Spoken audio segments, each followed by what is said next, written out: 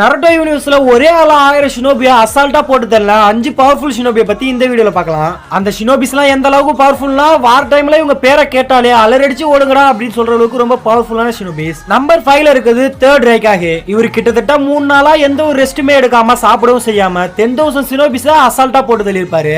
Number 4ல இருக்குது Sasuke Uchiha. உரோச்சிமாரோ training அப்ப சாம்பிளா 1000 ஷினோபிஸ defeat பண்ணிருப்பாரு. அதுல ஆனா ஒருத்தவங்க கூட கொல்லப்படலங்கிறதா உண்மை. டாப் 3ல இருக்கிறது காகுயா. இவங்க கிட்டத்தட்ட கணக்கே இல்லாம பலாயிரம் நருட்டோவோட க்ளோன்ஸ டிஃபீட் பண்ணிருக்காங்க.